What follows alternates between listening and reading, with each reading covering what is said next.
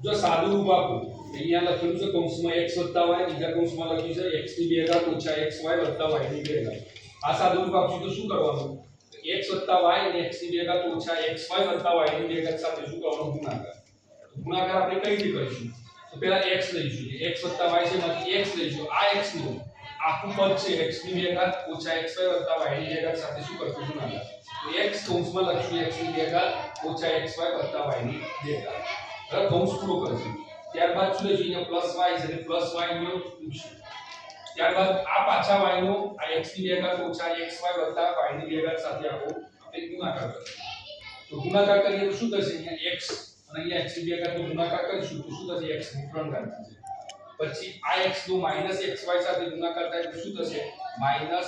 x ની 2 ઘાત y આવું થશે વત્તા અહીંયા શું થશે x અને y ની 2 ઘાત નો જો ગુણાકાર થશે તો x y ની 2 ઘાત થશે એ જ પ્રમાણે ફરીથી આની અંદર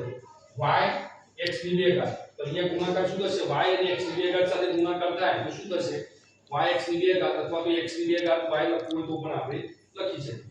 પછી આ y નો xy સાથે ગુણાકાર થાય તો શું થશે xy ની 2 ઘાત અને y ની 2 ઘાત સાથે ગુણાકાર થશે તો શું થશે y ની 3 ઘાત થશે ત્યારબાદ હવે એના પછીના સ્ટેપમાં શું કરવાનું હવે સરખા ઘાત વાળા હોય અને સરખા ચલ વાળા પદ હોય તેને જોડી આપણે ગોઠવી દેવાના તો અહીંયા x ની 3 ઘાત ઓછા x ની 2 ઘાત y અહીંયા લખીશું ત્યારબાદ આ x ની 2 ઘાત વત્તા y બરાબર એને અહીંયા લખીશું આની જોડી તો અહીંયા લખીશું પ્લસ x ની 2 ઘાત y પછી પ્લસ xy ની 2 ઘાત અહીંયા લખીશું ત્યારબાદ અહીંયા માઈનસ xy ની 2 ઘાત છે અહીંયા લખીશું અને છેલ્લે પ્લસ y ની 3 ઘાત લખીશું ત્યારબાદ સરખા જે